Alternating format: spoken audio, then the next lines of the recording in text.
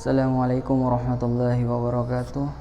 Perkenalkan, nama saya Muhammad Alfarifki dengan NIM O1A1201179 dari kelas D. Di sini saya akan mempresentasikan tugas biokimia saya yang berjudul gangguan enzim pencernaan dan cara mengatasinya. Pencernaan secara umum, digesti atau pencernaan adalah proses pemecahan zat-zat makanan sehingga dapat diabsorpsi oleh saluran pencernaan. Proses digesti meliputi 1. Pengambilan makanan, 2. Memamah, 3. Penelanan, 4. Pencernaan, 5. Pengeluaran sisa-sisa makanan. Berdasarkan proses pencernaannya dapat dibedakan menjadi: pertama, mulut. Proses pencernaan manusia dimulai dari waktu makanan digigit, dikunyah, dan dihaluskan di dalam mulut. Makanan yang bercampur dengan air liur akan dipecah menjadi potongan-potongan yang lebih kecil oleh gigi sehingga menjadi lunak dan mudah ditelan.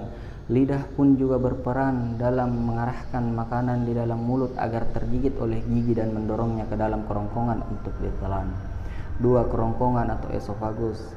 Makanan dan minuman yang ditelan akan melewati kerongkongan atau esofagus. Kerongkongan adalah saluran yang panjang sekitar 25 cm dan berfungsi untuk menyalurkan makanan dan minuman dari mulut ke dalam lambung.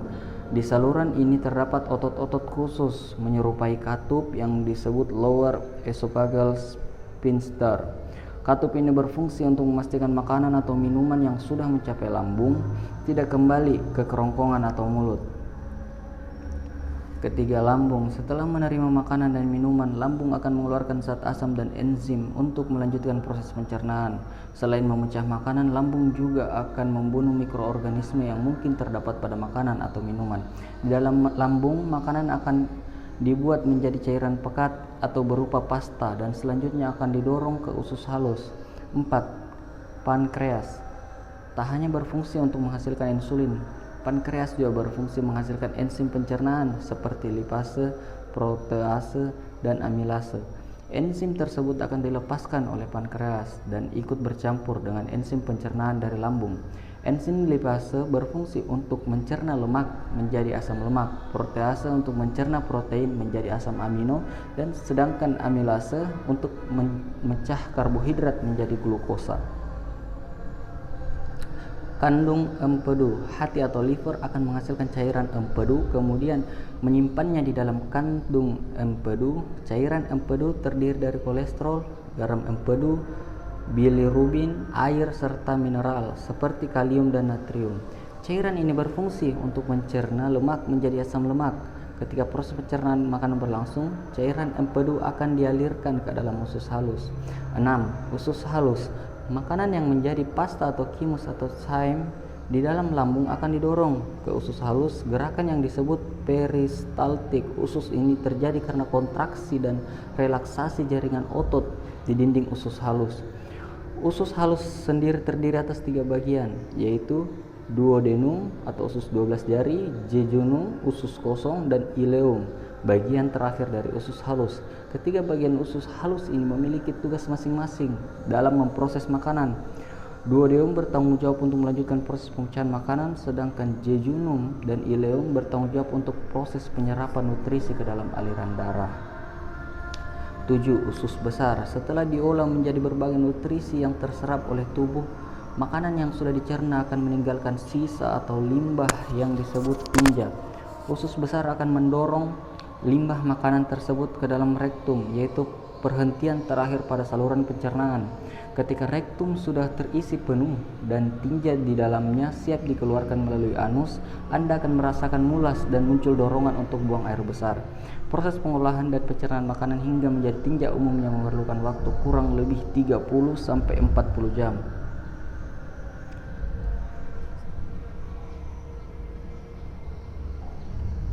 Enzim yang terlibat di setiap organ pencernaan dan fungsinya. Yang pertama, amilase. Enzim amilase diproduksi di kelenjar liur, pankreas, dan usus halus. Enzim ini bertugas memecah zat pati atau karbohidrat menjadi gula atau glukosa. Saat makanan yang mengandung karbohidrat dikunyah, kelenjar liur di dalam mulut akan menghasilkan amilase. Setelah tertelan, makanan tersebut akan dicerna lebih lanjut di usus halus oleh enzim amilase yang dihasilkan oleh pankreas. Di dalam usus, amilase tersebut terus memecah molekul zat pati hingga menjadi glukosa. yang nantinya akan diserap ke dalam sirkulasi darah melalui dinding usus halus. Protease. Enzim protease adalah enzim pencernaan yang bertugas untuk memecah protein dalam makanan menjadi asam amino atau amino acids. Enzim ini diproduksi di lambung, pankreas, dan usus halus. Terdapat beberapa jenis enzim protease, yaitu pepsin, enzim pencernaan utama di lambung, tripsin, dan chymotrypsin. Lipase. Lipase adalah enzim yang memiliki tugas memecah lemak menjadi asam lemak dan gliserol atau zat gula yang mengandung alkohol. Organ tubuh yang berperan dalam menghasilkan enzim ini adalah pankreas dan lambung. Enzim lipase juga ditemukan dalam ASI. Fungsinya untuk membantu bayi mencerna molekul lemak saat menyusu. Yang kedua, maltase. Enzim ini diproduksi oleh usus halus dan memiliki fungsi untuk menghancurkan maltosa. Zat gula maltosa ini banyak ditemukan pada tumbuhan seperti biji-bijian, gandum, dan ubi.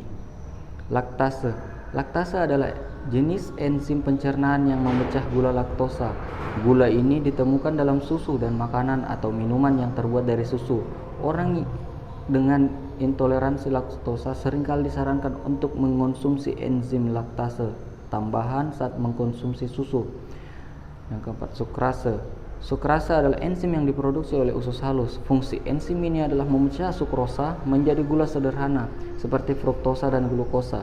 Gula sukrosa banyak ditemukan pada tanaman seperti tebu, sorghum, dan bit gula. Sukrosa juga ditemukan pada madu, namun dalam jumlah sedikit.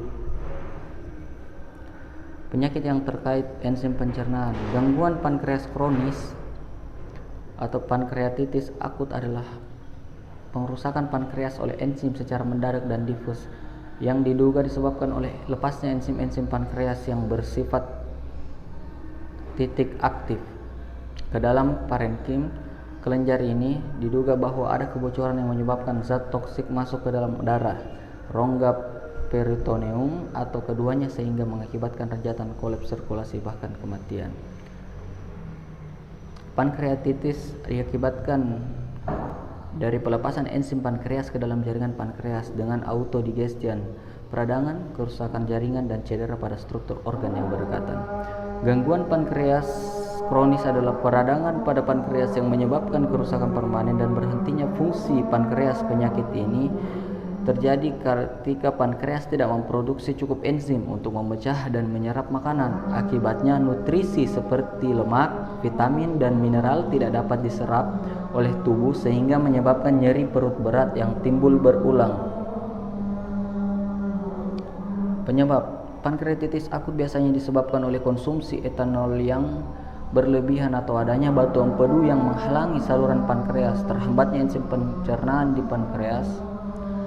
Pengobatan pankreatitis kronis. Tujuan pengobatan pankreatitis akut adalah untuk meredakan nyeri, mengatasi penyebabnya, dan menangani gangguan akibat penurunan fungsi kelenjar ini. Meskipun kerusakan pankreas tidak dapat disembuhkan, namun pengobatan dapat mengurangi keluhan yang dialami oleh penderita dan mengatasi gangguan yang disebabkan oleh tidak berfungsinya pankreas. Mungkin itu saja tugas yang bisa saya sampaikan. Lebih dan kurangnya mohon dimaafkan. Wabillahi taufiq wal hidayah. Wassalamualaikum warahmatullahi wabarakatuh.